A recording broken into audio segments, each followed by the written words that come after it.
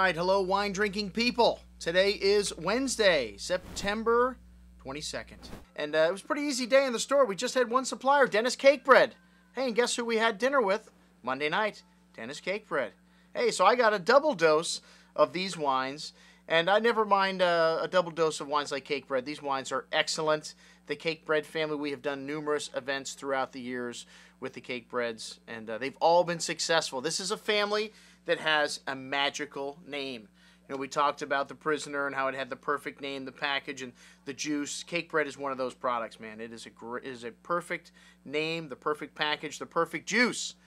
And it's most important thing to us is the juice. But we like it when those names just roll off your tongue. And Dennis has done so many of these song and dances, these wine dinners, that he's got a routine, and I've heard it several times. And he's pretty good, though. I'll tell you what, for 80 people Monday night at the Blue Moon Fish Company, he got up there and did a song and dance and some fantastic wines. Everybody had a great time. You know, you forget how good this restaurant is because it's in Lauderdale by the Sea. So it's by far and above the best restaurant in Lauderdale by the Sea, and one of the best restaurants in Broward County. It was really nice to get back there for dinner. And, well, I'm going to talk about the dinner, I guess, and the wines, because it was the same wines that I had in the daytime as we had with dinner. So, well, we did have the 2008 Chardonnay. Very bright, very crisp style of Chardonnay. Some lovely green apple fruit there. And I didn't get most of the pass-around, so I can't say how the wine went with the pass-around portion of the evening. But usually, you know, Chardonnay, that style of Chardonnay is not too oaky, does really nice with a variety of different foods. Some nice lemon citrus in there, and just the right touch of lightly toasted oak spice. 2008, as I mentioned before, maybe not quite as good as 2007 for up north, but this wine is pretty consistent. You know, that's one of the reasons why this winery has become so successful. Consistency year in and year out. All right, well, the first course, which we had a lovely burrata mozzarella. There's nothing finer than burrata, that nice soft center. And we served that with some heirloom tomatoes and a little bit of vinaigrette in there. So you need a wine with some acidity. We had the 2009 Sauvignon Blanc with that. And the Sauvignon Blanc from 2009, this looks like it could be a little bit of a difficult vintage for some people in Napa. I've heard some people talk about the rains at harvest, but this wine showed lovely freshness, lovely melon, and grapefruit, citrus fruit, and some nice minerality to that as well. Went very nice with the burrata and heirloom tomato salad. Really nice, little tangy finish. And that's one of the things we like about Sauvignon Blanc. It leaves the tongue salivating for food.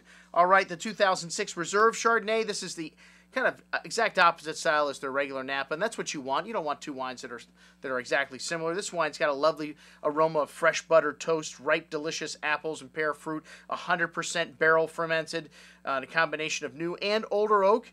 And it's got some wonderful acidity to this wine as well, even though it's got some nice oak to it. One of the things you need if you're going to oak a Chardonnay is you need a lot of fruit and you need acidity. You need balanced wine. And this one is just that nice creamy texture on there, a little toasty oak spice. But again, firm acidity holding everything together. This wine went perfect with the seared diver sea scallops and bacon. I love that saltiness of bacon with the tannin from the oak that worked, and then you got the richness of Chardonnay with the richness of the scallop.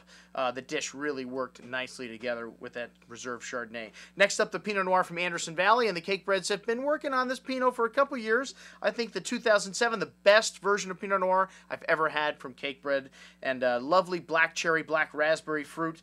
And some nice floral notes to the nose, exotic spice. Seven different clones of Pinot Noir go into this wine, and it is big, but it's still very fresh and balanced. One of the things we like about California Pinots, they need to have balance. They cannot smell and taste like Syrah. This is something that Dennis and I both talked about, and he agrees. He wants his Pinot to smell and taste like Pinot Noir.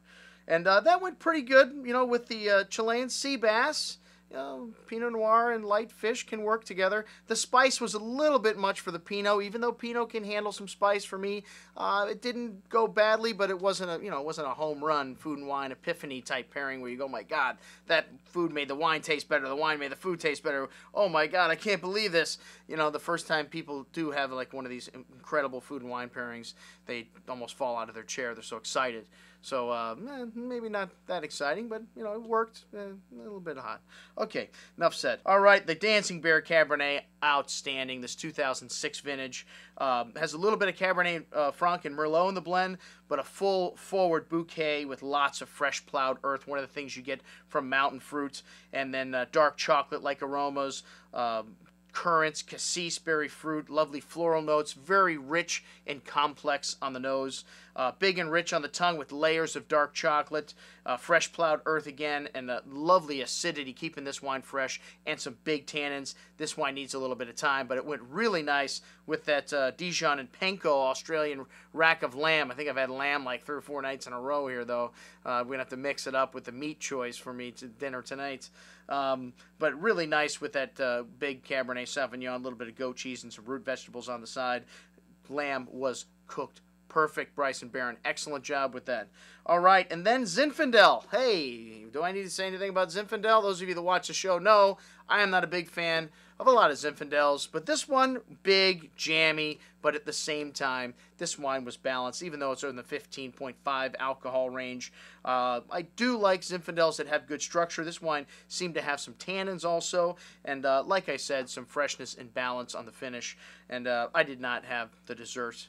I am not a big fan of sweet food and dry wine, and even though this wine's jammy and ripe, it's still pretty much dry. I would doubt if there's more than 2 grams per liter of residual sugar in that. All right, well, the Merlot is not part of the dinner, but that was a wine that Dennis brought by the store, and we always have the staple items in stock. All right, Chardonnay, Sauvignon Blanc, Merlot, and Cab.